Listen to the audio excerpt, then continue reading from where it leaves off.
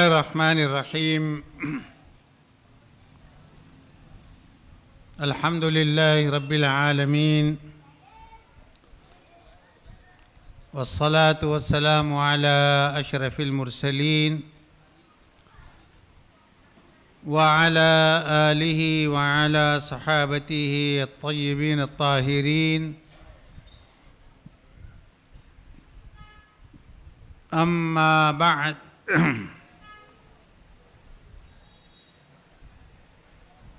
فقد قال الله سبحانه وتعالى في محكم تنزيله: أعوذ بالله من الشيطان الرجيم، بسم الله الرحمن الرحيم. يا أيها الذين آمنوا ادخلوا في السلم كافة ولا تتبعوا خطوات الشيطان إنه لكم عدو مبين. فإن زللتم من بعد ما جاءتكم البينات فاعلموا أن الله عزيز حكيم. صدق اللہ مولانا العظیم. میرے عزیز بھائیوں، دوستوں اور بزرگوں،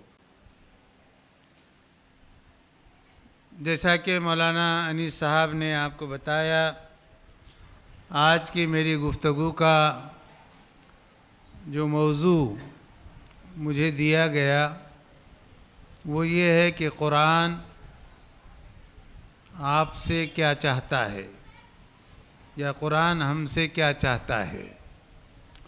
یہ میرا موضوع ہے، اور اس موضوع کے ساتھ ایک دم چھلا میں لگا رہا ہوں، وہ یہ کہ قرآن ہم سے کیا چاہتا ہے اور ہم قرآن کو کتنا چاہتے ہیں. چونکہ ہماری چاہت اگر قرآن کریم سے ہوگی تو قرآن جو ہم سے چاہتا ہے اس کا پتہ ہم کو ہوگا،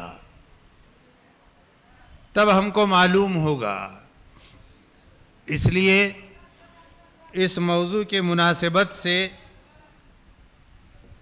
قرآن کریم کی جس آیت کا انتخاب میں نے آپ کے سامنے کیا ہے، سورہ بقرہ کی یہ آیت نمبر 208 اور 290 آیت ہے، کہ جس میں اللہ رب العزت نے جو بات کہی ہے اس بات کو سب سے پہلے صحیح ڈھنگ سے سمجھنے کی ضرورت ہے، پھر مکمل طور سے عمل کی ضرورت ہے. تب ہم یہ سمجھ سکیں گے کہ قرآن ہم سے کیا چاہتا ہے. پھر میں گفتگو کروں گا کہ ہم قرآن کو کتنا چاہتے ہیں.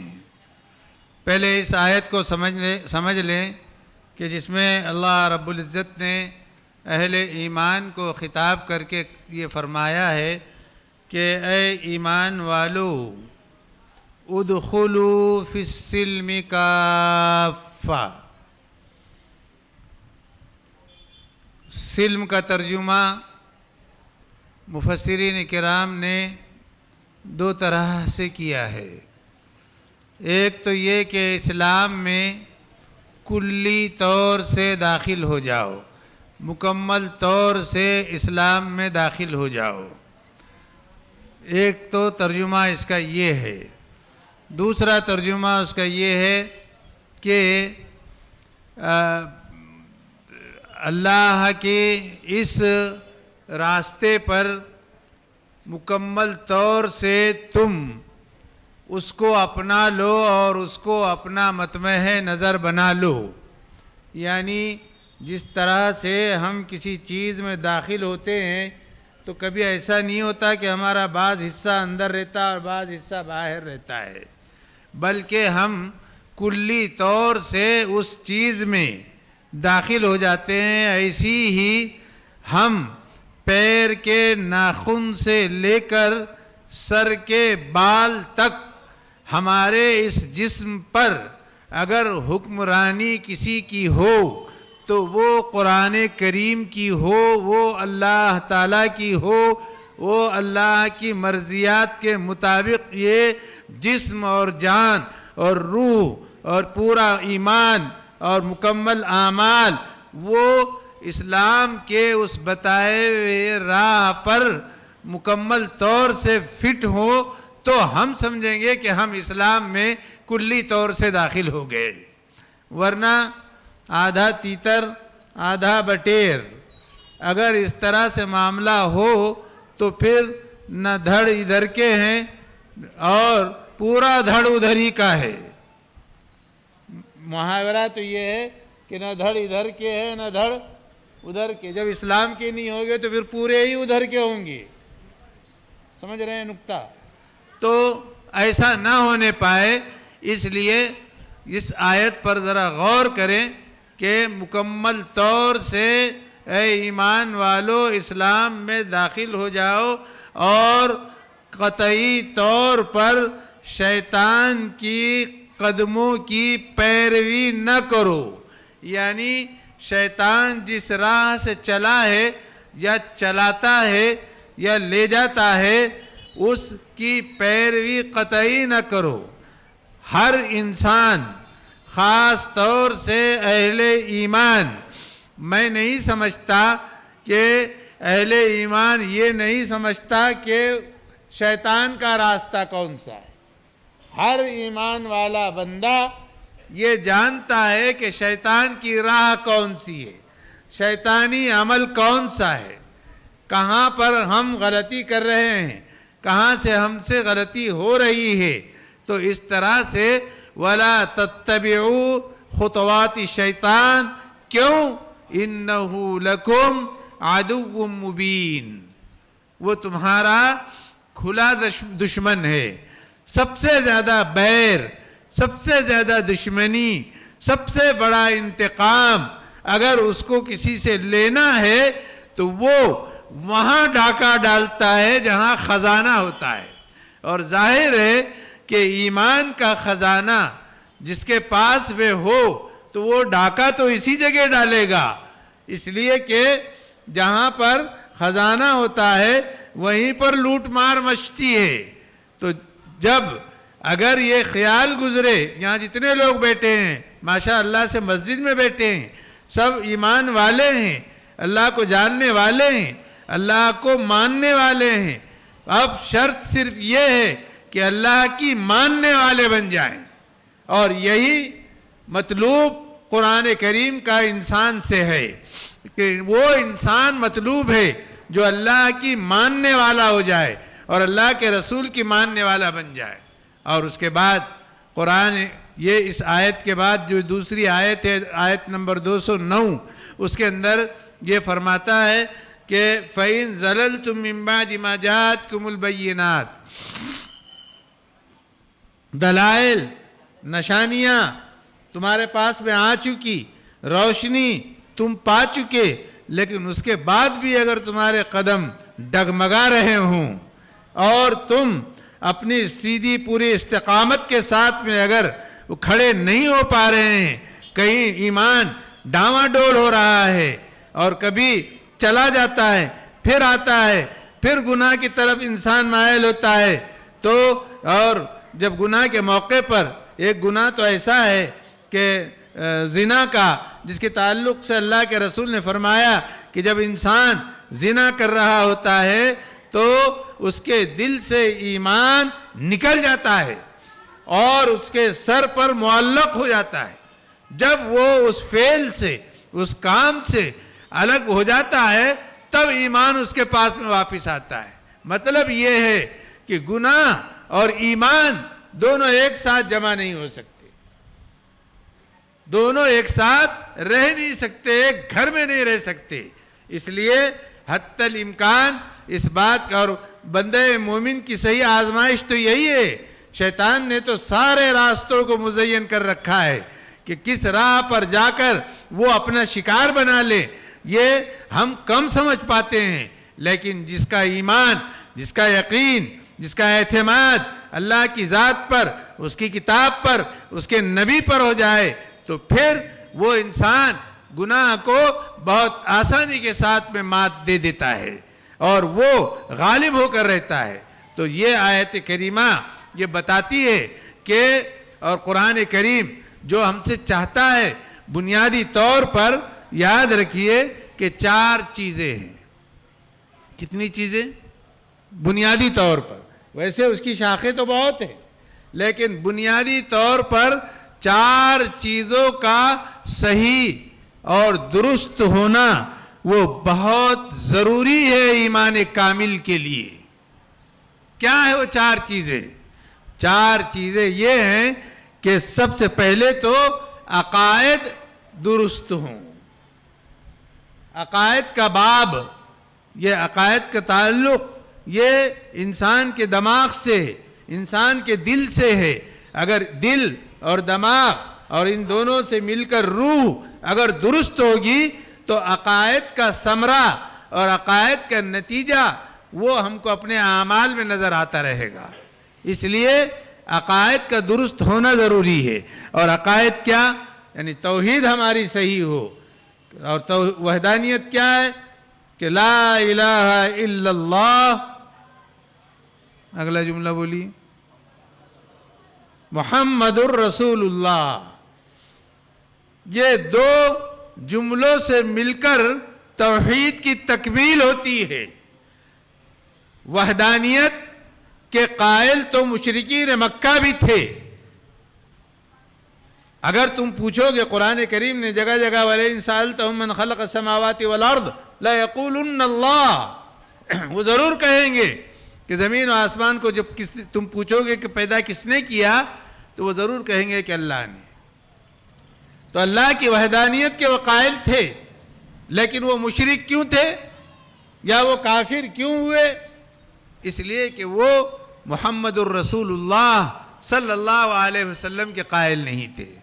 اور جب تک کہ محمد الرسول اللہ صلی اللہ علیہ وسلم کو بحیثیت نبی، بحیثیت افضل الانبیاء، بحیثیت اللہ کے آخری نبی تسلیم نہیں کرتے، وحدانیت کی تکمیل نہیں ہو سکتی، توحید کی تکمیل نہیں ہو سکتی۔ اس لیے دل سے، دماغ سے، روح سے، جسم سے اور پورے قالب سے اور مکمل طور سے ہم وحدانیت کی روشنی سے پر نور ہوں، یہ ایک بنیادی صفت ہے، یاد رہے گی۔ پہلی صفت کیا بتائی؟ ارے بولو نا، توحید۔ توحید کا پایا جانا ضروری ہے۔ نمبر 2، توحید کے ضمن میں جو بات آتی ہے اس کے بعد عبادات۔ عبادات کیا ہیں؟ موٹی موٹی تو 5 ہے نا، جن کو فرائض کہتے ہیں، لیکن اس کے علاوہ بھی عبادات ہیں، بہت ساری عبادات ہیں۔ تو عبادات میں ہم اوروں کے لیے مثال بنیں گے، اوروں کے لیے اگر ہم ایک نمونہ بنیں گے تو پھر ہم کو اپنی عبادتوں میں بھی مزہ آنے لگے گا۔ حدیث جبرائیل میں ہے، جب حضرت جبرائیل نے حضور سے پوچھا کہ مل احسان، کہ احسان کیا ہے، احسان کس کو کہتے ہیں؟ تو حضرت جبرائیل علیہ السلام کے اس سوال پر حضور اکرم صلی اللہ علیہ وسلم نے ارشاد فرمایا کہ احسان یہ ہے کہ ان تعبد اللہ کأنک تراہ فإن لم تکن تراہ فإنہ یراک۔ غور سے سنیے گا کہ تم اللہ کی عبادت اس طرح سے کرو کہ گویا تم عبادت کے اندر اللہ کو دیکھ رہے ہو۔ سمجھ رہے ہیں؟ یعنی تمہارے اندر وہ کیفیت ہو کہ تم کو اپنے عبادت میں اللہ نظر آتا رہے۔ وَإِن لَمْ تَكُنْ تَرَاهُ، اگر یہ کیفیت تم پیدا نہ کر سکو اپنی عبادتوں میں تو کم سے کم یہ کیفیت تو ضرور پیدا کر لو کہ فَإِنَّهُ يَرَاكَ، کہ اللہ تم کو دیکھ رہا ہے۔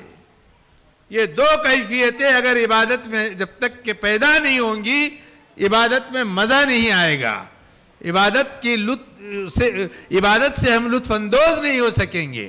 وہ کون سی چیز تھی، وہ کون سا معاملہ تھا کہ عبادت کے اندر ہمارے صحابہ کی مثالیں ہمارے سامنے ہیں کہ ایک مرتبہ اللہ کے رسول صلی اللہ علیہ وسلم مدینہ منورہ سے مکہ مکرمہ تشریف لے جا رہے تھے، اور مکہ مکرمہ سے جاتے ہوئے جب ایک جگہ پر رات ہو گئی تو ایک وادی میں پڑاؤ ڈالا، اور ایک ٹیلے پر دو صحابی کو نگرانی کی خاطر متعین کر دیا کہ تم یہاں کھڑے ہو کر دشمنوں کی نگرانی کرنا، کہ کہیں دشمن کسی طرف سے نہ دھمکے اور ہم پر چڑھائی نہ کر بیٹھے، اس لیے تم نگرانی پہ رہنا۔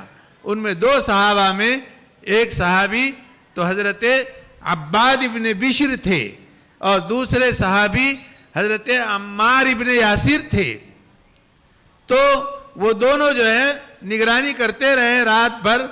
تو انہوں نے اپنے طور پہ یہ سوچا کہ اگر ہم دونوں جاگتے رہیں گے تو ظاہر ہے کہ ایک موقع وہ آئے گا، رات کا وہ حصہ، کہ دونوں کو نیند آ جائے گی۔ اس لیے مشورہ کیا آپس میں کہ بعد حضرت عمار ابن یاسر نے مشورہ دیا کہ کیوں نہ ہم ایسا کریں کہ تم کچھ دیر سو جاؤ، میں نگرانی کرتا ہوں، جب آدھی رات بیت جائے گی تو میں سو جاؤں گا، پھر تم نگرانی کرتے رہنا۔ کہیں ایسا نہ ہو کہ ہم دونوں بھی نگرانی کرتے کرتے دونوں کی آنکھ لگ جائے اور نعوذ باللہ ہم حضور اکرم صلی اللہ علیہ وسلم کی حکم عدولی کر بیٹھیں، نافرمانی ہم سے صادر ہو جائے، یا کہیں دشمن کسی طرف سے کسی سمت سے آ جائے اور وہ کہیں حملہ آور نہ ہو جائے۔ اس لیے انہوں نے یہ مشورہ کیا۔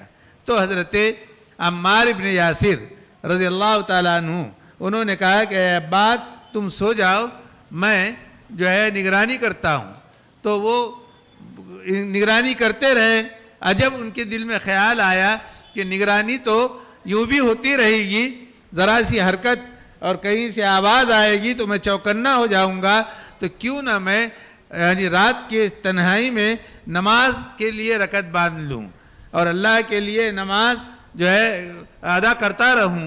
چنانچہ انہوں نے نماز کے لیے رکعت باندھی حضرت عمار ابن یاسر نے، اور سورہ کہف شروع کر دی۔ تو سورہ کہف پڑھ رہے تھے، ان کو لطف آ رہا تھا۔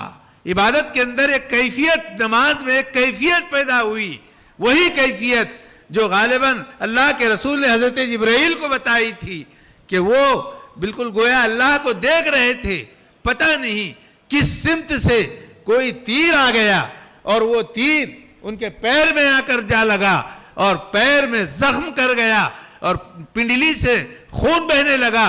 ان کو پتہ بھی نہیں چلا نماز کی حالت میں کہ پنڈلی میں کوئی تیر آ کر لگ گیا ہے۔ یہ ہے عبادت کا معمول۔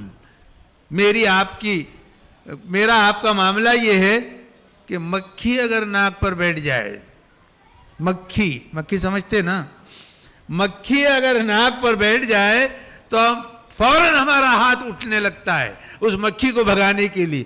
یعنی مکھی کی وہ حرکت یا اس کا وہ چلبلا پن جو ناک پر یا جسم کے کسی حصے پر وہ حرکت کرنے لگتی ہے اور اس سے جو ایک طرح کی گدگدی سے پیدا ہوتی ہے، وہ گدگدی کی اس کیفیت کو بھی ہم نماز میں برداشت نہیں کر سکتے۔ یہ اتنا فرق ہے۔ تو کیسے ہم کو نماز کے اندر اللہ کی رویت کا احساس پیدا ہوگا؟ نہیں، اگر ایسا ہوتا ہے تو کم سے کم ایسا ہو جائے کہ اللہ ہم کو دیکھ رہا ہے، کم سے کم یہی احساس ہو جائے کہ مکھی کو ہٹانے کے لیے میں ہاتھ نہ اٹھاؤں ورنہ کہیں اللہ میرے اس حرکت کو دیکھ نہ لے۔ یہ ہے وہ کیفیت۔ تو میرے عزیزو، میں یہ عرض کر رہا تھا کہ عبادات میں جب تک کہ وہ روح پیدا نہیں ہوگی جو اللہ اور اس کا رسول ہم سے چاہتا ہے، تبھی جب تک کہ ہم کو عبادات میں مزہ نہیں آئے گی۔ تو نمبر 2 کیا ہوا؟ پہلا جو ہے توحید، اور دوسرے عبادات ہماری صحیح اور بہت اچھی اور سچی ہونی چاہیے۔ نمبر 3 وہ ہے معاشرت کا معاملہ ہمارا بہت درست ہونا چاہیے۔ معاشرت سمجھتے ہیں نا، یعنی سماج میں رہنے کے طریقے، کس طرح سے سماج میں رہا جائے، یعنی سماج میں ہم جب لین دین کرتے ہیں تو لین دین کے معاملات ہمارے درست ہونے چاہیے، اور پھر ایک انسان کے جو حقوق دوسرے انسان پر ہیں وہ ہمارے صحیح ہونے چاہیے۔ ہم تجارت ہماری ناپ تول میں کمی اگر کرتے ہیں اور دھوکہ دہی کرتے ہیں تو یہ معاملات ہمارے درست ہونے چاہیے۔ شادی بیاہ کے موقع پر جو لین دین ہمارا ہوتا ہے، اس معاملے میں ہماری غیرت نے ہم کو جھنجھوڑنا چاہیے کہ بھیک مانگنا اور لوگوں سے، لڑکی والوں سے جو ہے سامان کو طلب کرنا، یہ تو بزدل انسانوں کا کام ہوتا ہے، اور نکمے قسم کے جو لوگ ہوتے ہیں جو اپنے آپ پر خود یعنی اعتماد نہیں کرتے، یا ان کو اپنے آپ پر اعتماد اور بھروسہ نہیں ہوتا، وہ مانگے کی چیزوں پر پلنے لگتے ہیں اور مانگے کی چیزوں پر اپنی زندگی کو بسر کرنے اور گزارنے لگتے ہیں شادی بیاہ کے موقع پر۔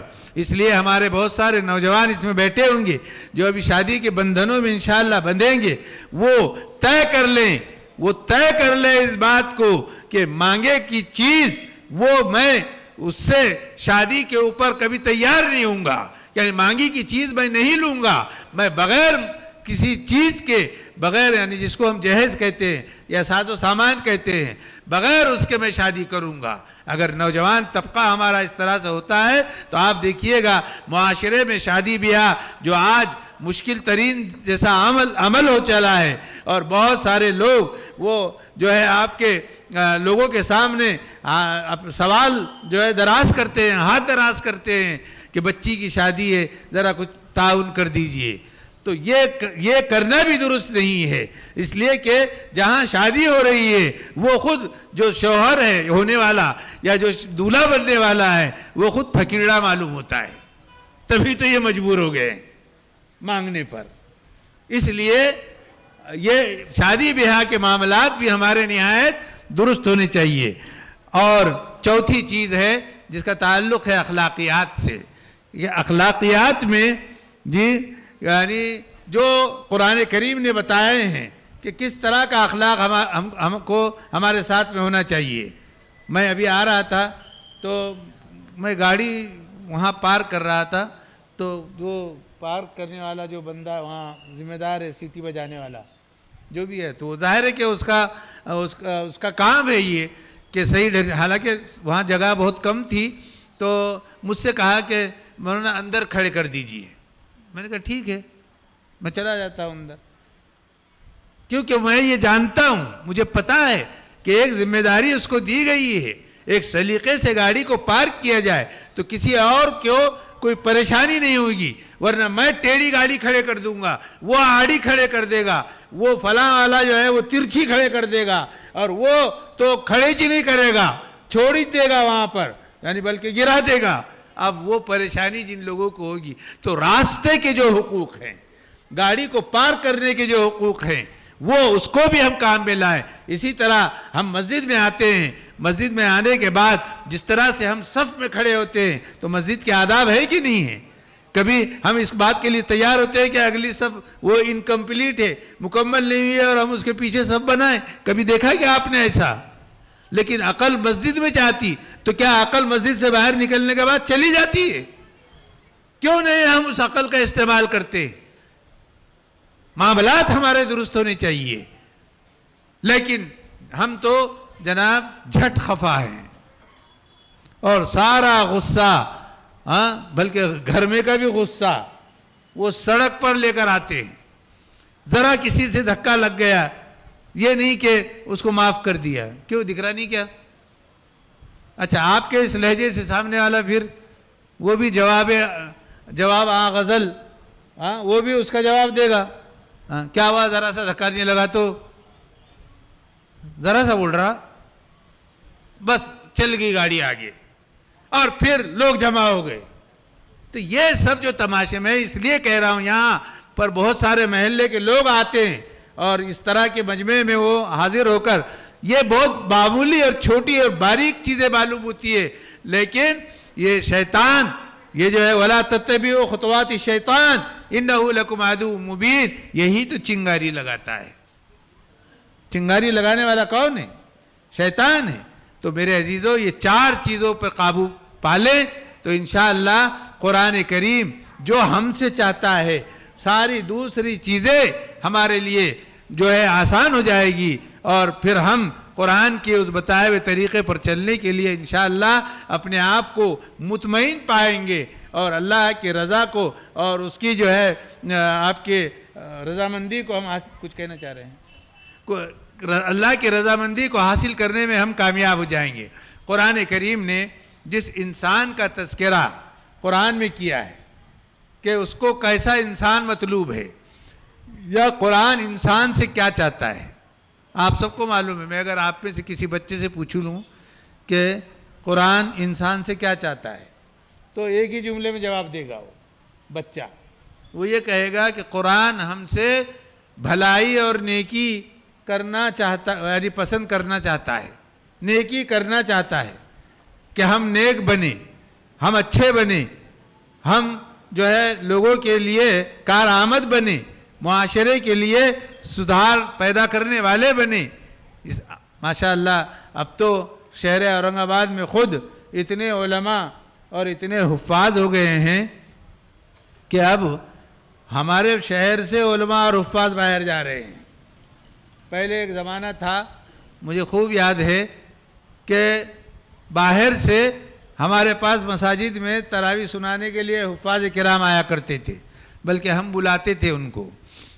ابھی ایک جماعت آئی تھی علی گڑھ کے، ایک پروفیسر اس کے اندر تھے، اچھے عمر رسیدہ تھے وہ، تو وہ کہہ رہے تھے کہ میں قرآن سنانے کو یہاں ناندیڑ آتا تھا، یعنی وہاں کے یو پی کے وہ صاحب، اور میں نے کئی سال قرآن کریم کو یہاں ناندیڑ میں سنایا۔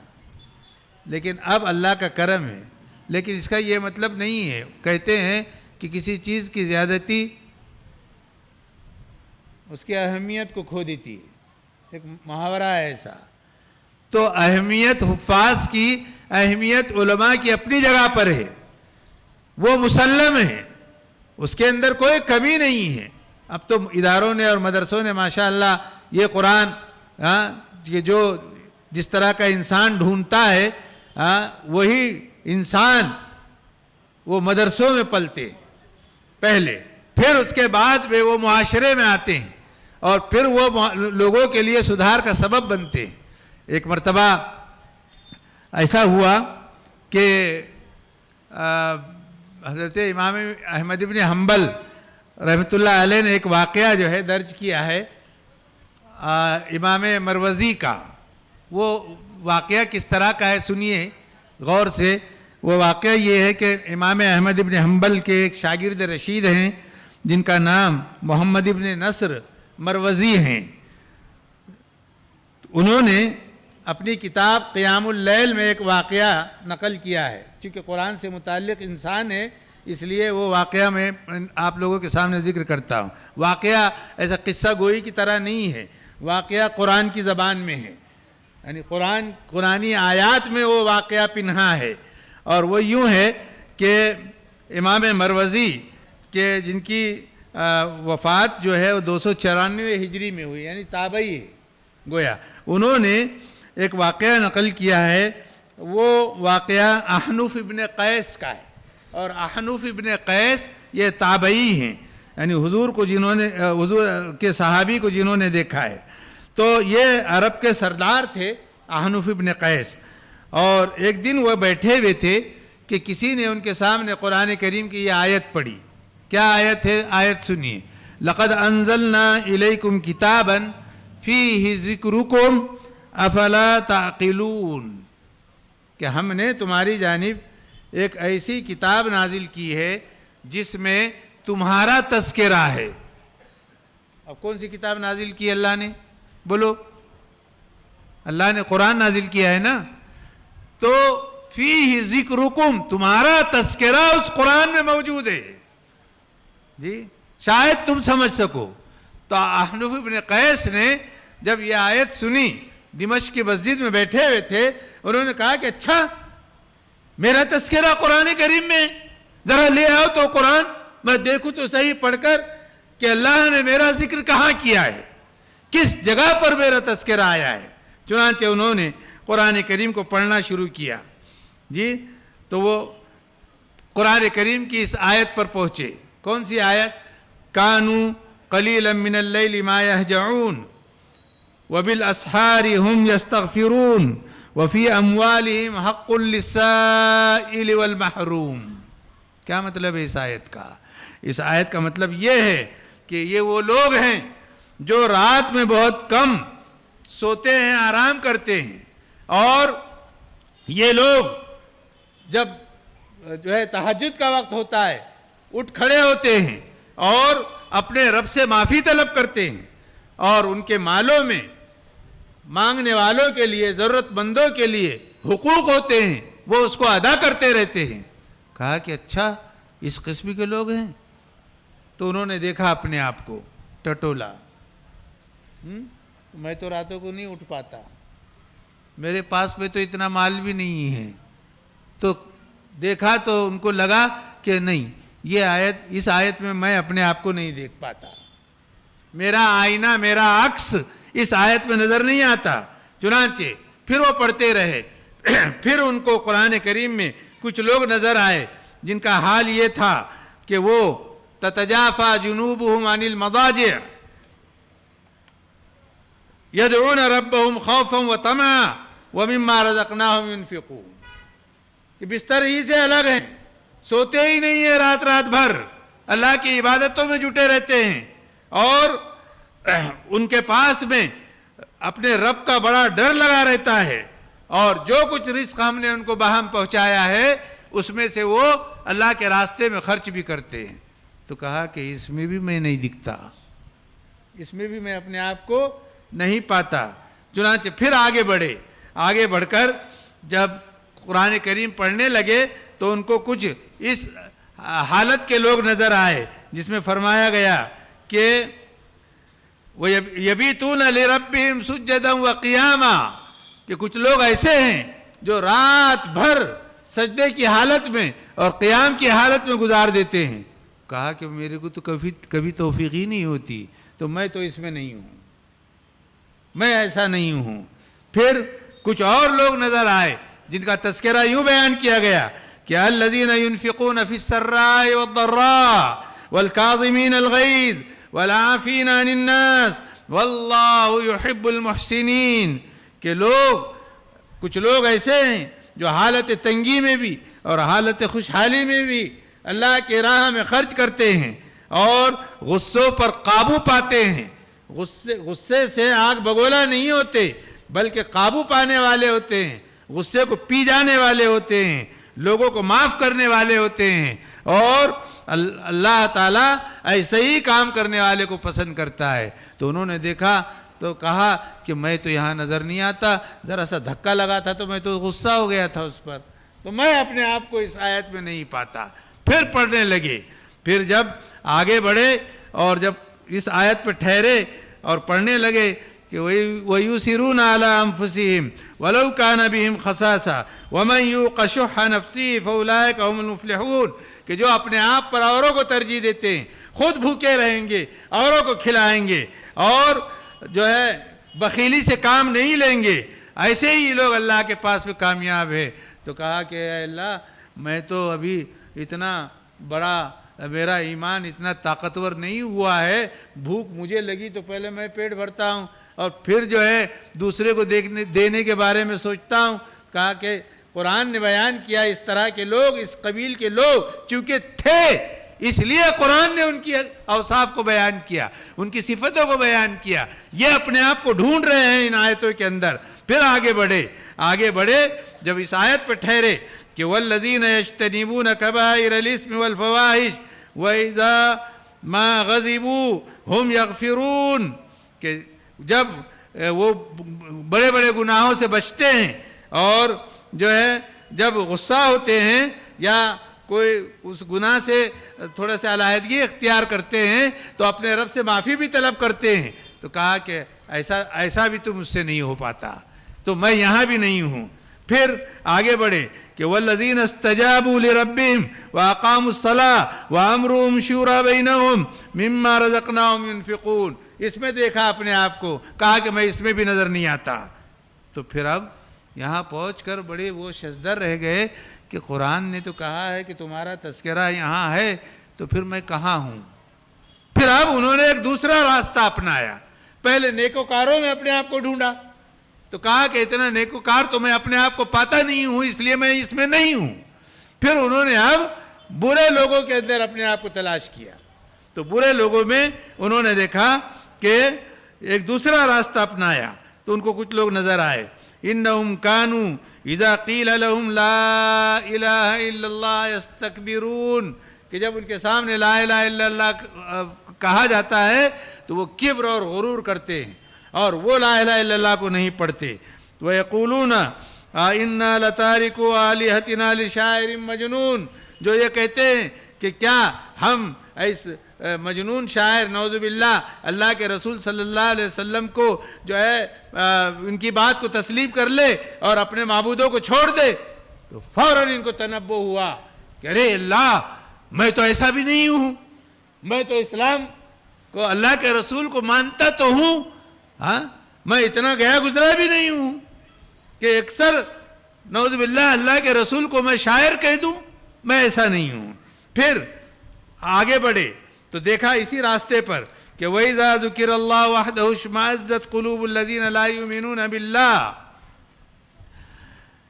لَا يُؤْمِنُونَ بِالْآخِرَةِ وَإِذَا ذُكِرَ الَّذِينَ مِن دُونِهِ إِذَا هُمْ يَسْتَبْشِرُونَ، کہ جب ان لوگوں کے سامنے اللہ کا تذکرہ آتا ہے تو ان کا دل سننے کو جی نہیں چاہتا، لیکن جب ادھر ادھر کی باتیں اور گفتگو اور کچھ مزاحیہ قسم کی مجلسیں ہوئی تو بڑے دل جمعی کے ساتھ میں بیٹھتے ہیں اور بہت غور سے سنتے ہیں۔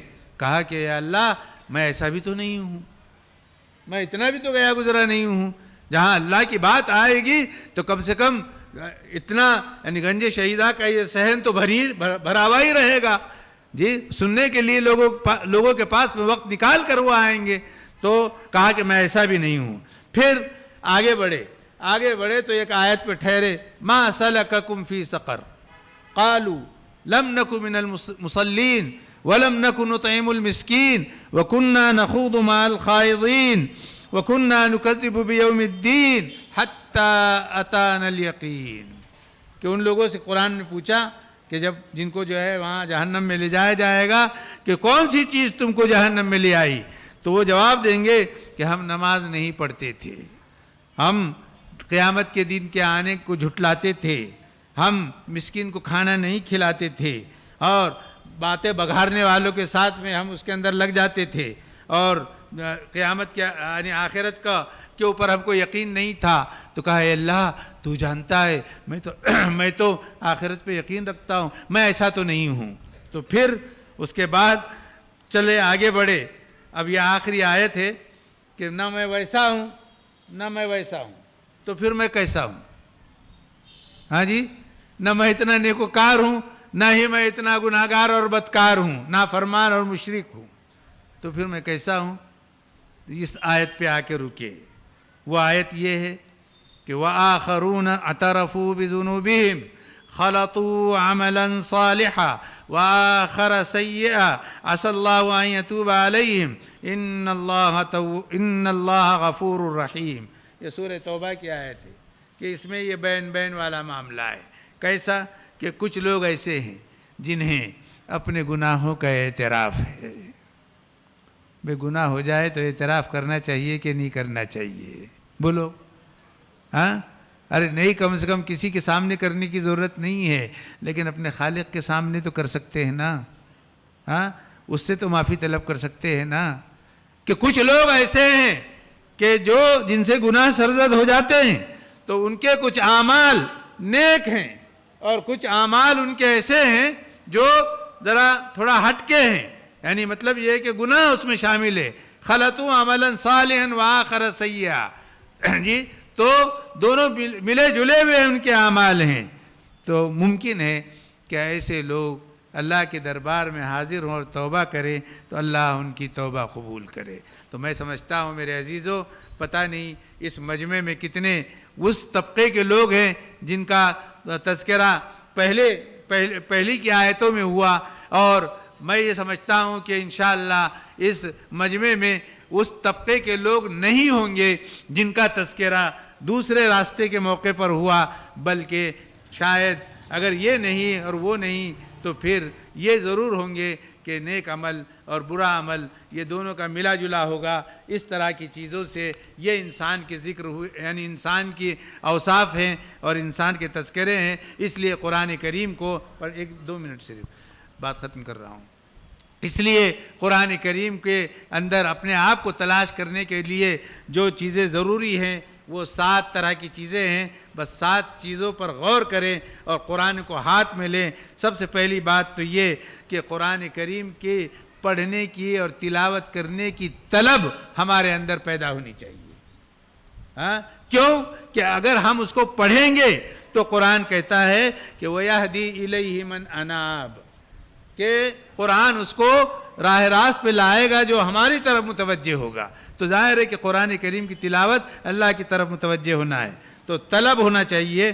نمبر 2، قرآن کریم کا ابھی مظاہرہ قرأت ہونے والا ہے، تو مظاہرہ قرأت میں اگر ہم مظاہرہ قرأت میں حصہ لینے والے نہیں بنتے ہیں، وہ کیپیسٹی ہمارے اندر اگر نہیں ہے تو کم از کم مظاہرہ قرأت کو فالوور سننے والے تو ہم بنیں، تو قرآن کے سننے والے کم سے کم بنیں۔ ایک تو قرآن کے طلبگار بنے، پھر قرآن کو سننے والے بنے، اور اس کے بعد جو ہے پھر جو تیسری چیز ہے وہ یہ کہ ہمارے دلوں کے اندر قرآن کریم کے سلسلے کے اندر جو ڈرایا گیا ہے جہنم سے، گناہوں سے، وہ خوف ہمارے دلوں کے اندر پیدا ہو۔ اور پھر ایمان بالغیب جب تک ہمارے دلوں میں نہیں ہوگا، قرآن کریم ہم پر اثر انداز نہیں ہوگا۔ پھر آپ کے 5ویں چیز وہ یہ کہ قرآن کریم میں تدبر کرنے والے بنے۔ تدبر کا مطلب ہوتا ہے کہ افلا يتدبرون القرآن ولو كان من عند غیر اللہ لوجدوا فیہ اختلافا کثیرا۔ اگر اللہ کے علاوہ کسی اور کے پاس سے ہوتا تو قرآن کریم میں بہت ساری غلطیاں پائی جاتی، لیکن یہ صرف اللہ کی طرف سے نازل کردہ ہے، اس لیے اس کے اندر تدبر اور غور خوض ضروری ہے۔ اور نمبر 6 یہ کہ مجاہدے کی ضرورت ہے۔ مجاہدہ کہتے ہیں کوشش کو، اپنی امنگ کو، اس کی طرف جو ہے رجوع کو، جستجو کو، اس کو حاصل کرنے کو، لگن کو اور استمرار کو اور دوام کو۔ اور نمبر 7 جو آخری چیز ہے وہ یہ ہے کہ جو کتاب ہم پڑھ رہے ہیں اور جو کتاب ہم سمجھنا چاہتے ہیں اس کتاب کے سلسلے میں ادب اور عظمت، اس کتاب کی عظمت ہونی چاہیے اور اس کتاب کا احترام اور ادب ہونا چاہیے، تبھی ہم اس انسان تک پہنچ سکتے ہیں جو کہ قرآن انسانوں سے جو چاہتا ہے۔ میں سمجھتا ہوں کہ اتنی اختصار کے ساتھ جو باتیں آپ کے سامنے کہی گئی ہے، میں اللہ سے دعا کرتا ہوں کہ یہ چیزیں اللہ تعالی ہم کو اس پر عمل کرنے کی توفیق عطا فرمائے۔ قرآن سے سچی محبت، لگاؤ، اس کی تلاوت اور اس کے اندر فہم اور اس میں تدبر پیدا کرنے کی اللہ ہم سب کو توفیق بخشے۔ وآخر دعوانا ان الحمدللہ رب العالمین۔